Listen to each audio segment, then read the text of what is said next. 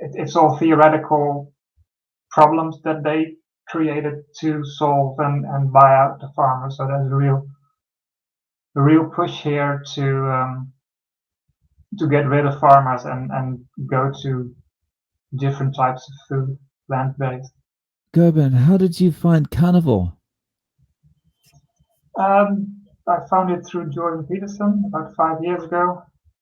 Um, I was having an injury that wouldn't really heal with my hip, and it kept being painful when I walked, and I work outside and I move a lot, so that was really uh, bothering me. And I heard him talk about the benefits for him and his daughter on Joe Rogan's show, and I kind of decided, I'll try that, just out of the blue, and just went for it and never looked back, actually. So it's been a full 5 years. Yeah, it's been 5 years. I've been getting more and more strict. In the beginning, I was using a lot of extra sauces and sometimes just berries and other small fruit. But over the years, I kind of stopped doing that. And now it's pretty much just carnivore, just animal based. Yeah. So I've got lots of questions, but the first one is, after 5 years, how is your hip? Oh, that it cleared up within a couple of weeks. I was, yeah, it was taking like 6 months before, and it was not really getting much better. And within 2 weeks, it was completely gone. And I also, one of the reasons I stayed with it because of moods, my mood stabilized a lot. I was having a lot of trouble regulating my mood with a lot of ups and downs and stuff. And that cleared up well, it just gradually got better and it stabilized a lot. Nice. So the mood related stuff, was that in a particular context? Like, was that related more to work or more to kind of private life, or that was just all the time? General self-esteem issues. Just when I did something wrong, I was really getting myself down and having trouble keeping motivating, just going with work and private stuff, both. Yeah, it was And now really you don't have the dips as much, is that? yeah. It's easier to deal with situations. I don't. It's difficult to explain the difference completely, but That's okay, that's fine. Easier to deal with situations is great. yeah. Um, you don't look like you've been in a situation where you've ever had to lose weight. I mean, that was never a goal, right? That's true. No, my weight has been stable. I haven't pretty much changed at all. I've got more muscle definition for sure, but I'm 63 kilograms, which I think is about 139 pounds. So I'm pretty light. I'm 6 foot, so I'm Wow, pretty light for my that's very height. light. Yeah. Yeah, I'm shorter than you and heavier than you. Yeah, I'm pretty active as well, and I've never had a lot of like I never really enjoyed food. It was something I had to do, so I was usually going on really hungry before I went to eat, Hmm. which like I have no issue eating now, but it's still not something well, it's gotten easier because it's easy. I know what I gotta eat, right? It's less choices, less things to think about. So yeah. So on that point about food, what is a day of eating like for you? Do you eat 3 meals a day every day, or does it vary? And what are the meals made up of? I usually wake up pretty early to go to work, um, and I don't really uh, eat anything in the morning. I used to drink a coffee, but this week I'm trying now a month without coffee, which is not yet. really beneficial. More headaches and stuff. But, so I used to drink coffee in the morning. Then sometimes I eat a bit of with lunch, just small bit of meat or something, tiny bit during work. And then when I got home, I usually eat yeah, beef or sometimes eggs with lamb. Not really a lot of chicken. So in the winter when it's cold, I like to make it like a soup with chicken, but chicken is usually not on the menu, and no pork really, because I get skin issues with if I eat pork. So yeah. And you're in the Netherlands. Yes. What's it like eating out in the Netherlands if you're a carnivore? I don't really eat out much. Um, I never did actually, so that didn't really change. Like I'm not a big eater, so eating in a social situation was usually something I avoid, just because for me it was always an issue eating. So I never enjoyed going out to eat because I don't want to put attention on it, and I always felt really picky about food, so I don't really eat out much. And nowadays I try to eat really clean, like no seed oils or anything or spices. So eating out, I just avoid. How have this has been 5 years? How have family and friends reacted to this? Well, my mother thought I was going to die of a heart attack, but she came around. She uh, recently started carnivore as well. She's having a lot of trouble with her gut for a long time, which is getting better, but things are getting better for her, but she's still having issues digesting her food, and the rest, yeah, a lot of, yeah, nobody really understands, and they're kind of supportive, but kind of thinking I'm crazy, but I'm used to that, so. Um, so you said you're quite active. Mm-hmm. Did you moving from a regular diet into a carnivore style diet? Did you find that your performance has improved? It's more work related. Like I work with my body. I work outside. I prune trees, hedges, and so I'm physically working all the time. So it's the activity is the same, and it's not a peak performance, but it's it's just well, I don't have any problems. I'm 44 years old, and I feel fine. It doesn't matter what I have to do. I can adjust, and I feel good about it. So yeah, it's just it feels similar, but I'm feeling fine. I'm feeling great physically. So, and I had some trouble with my hip and injuries that would linger a bit longer. I heal faster now. Where does this go for you from here? Like, do you ever see yourself going back to a regular diet?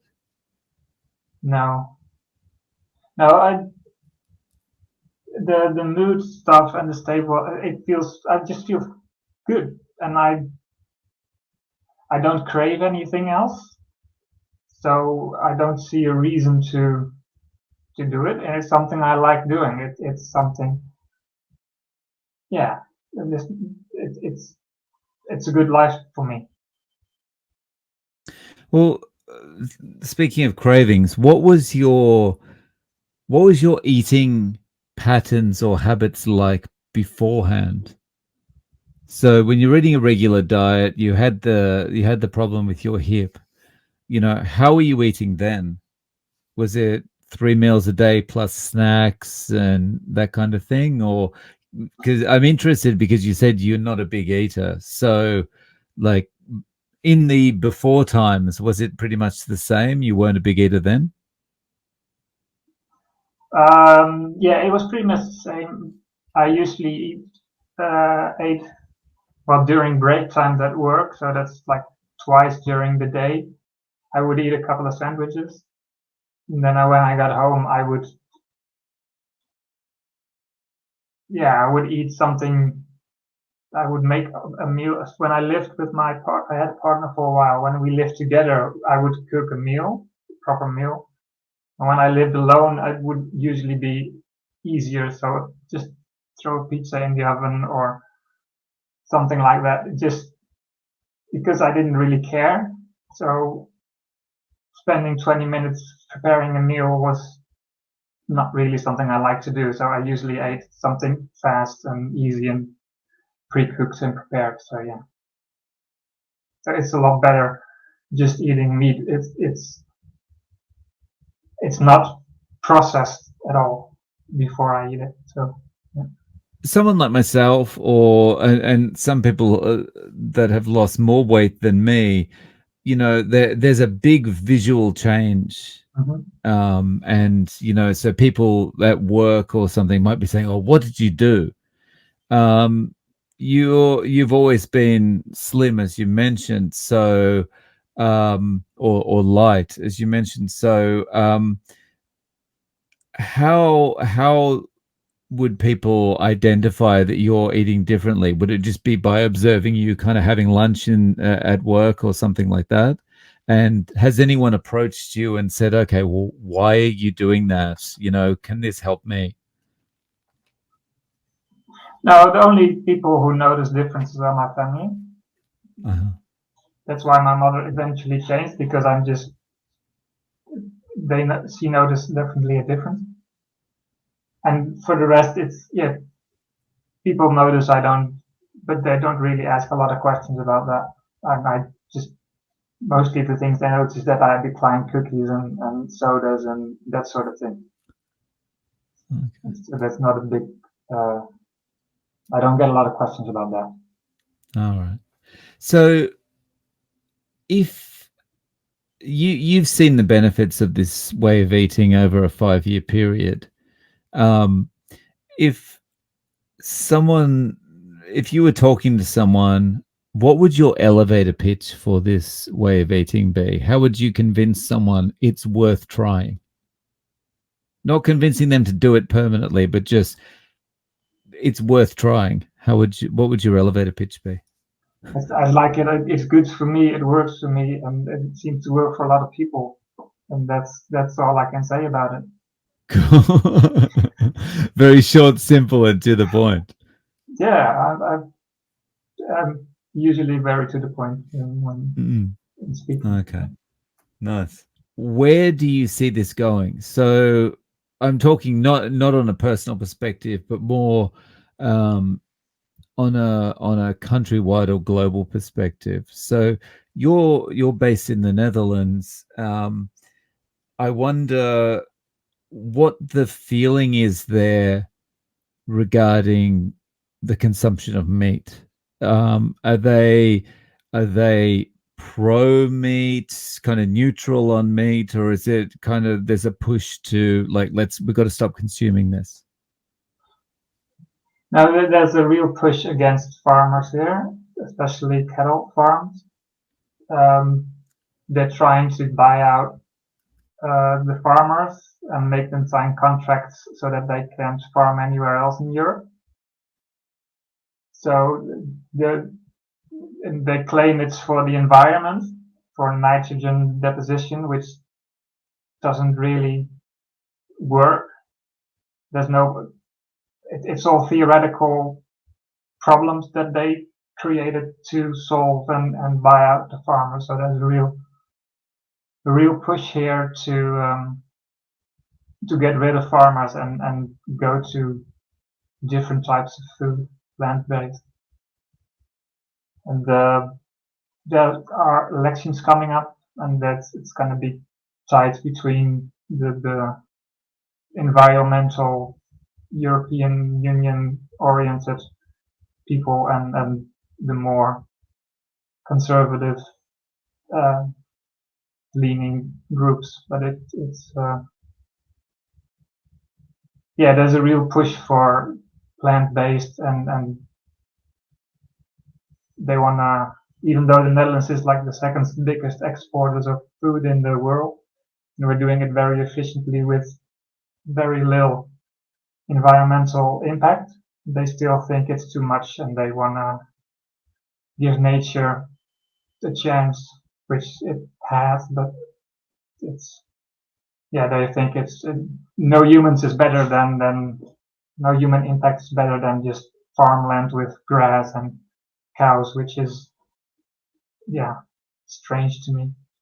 You said it's going to be close. So does this worry you about the future?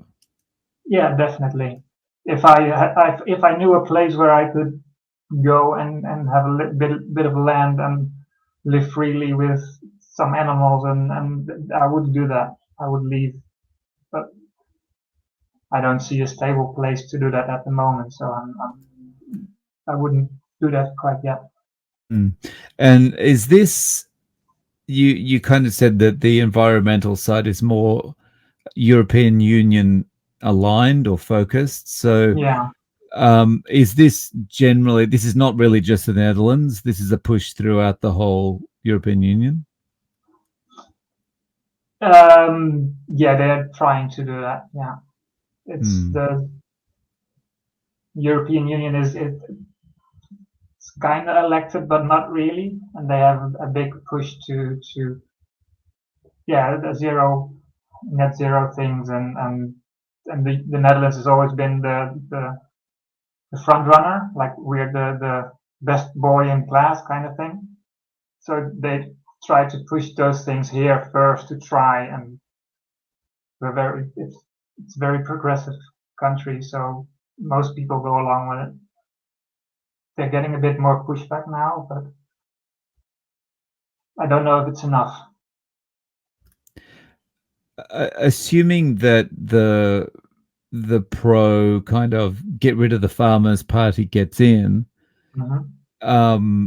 do you think that there'll be enough of a balance the other way from the conservative kind of side of things to at least block legislation? No, Uh, no, uh, they're really keen on it.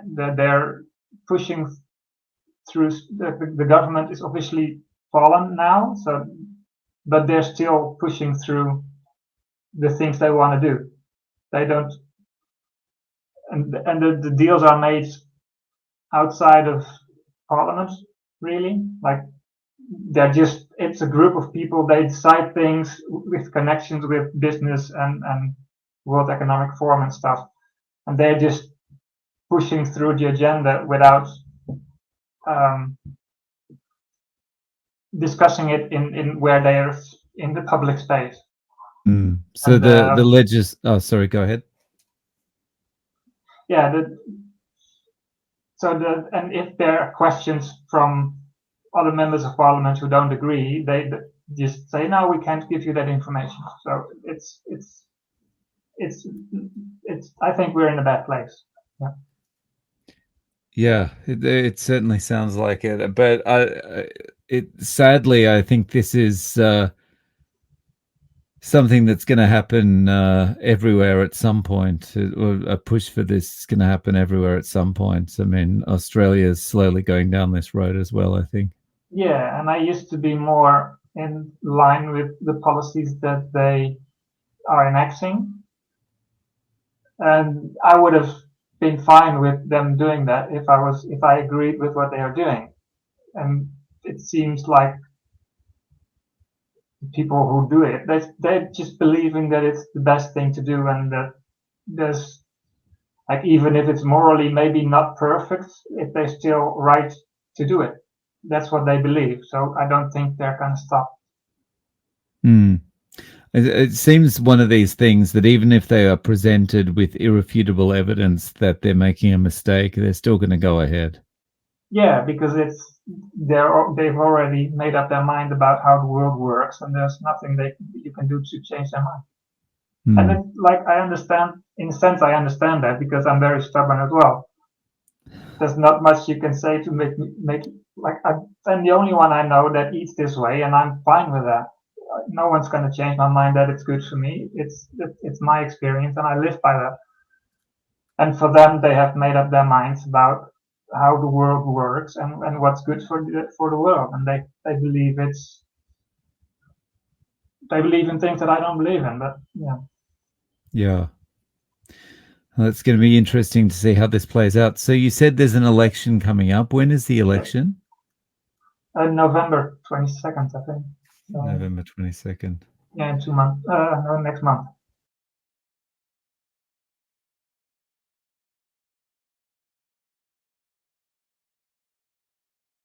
Do you have any social media or any way that people can get in contact with you? I have a Twitter account, or X as it's called now. It's gmundi2 and number 2.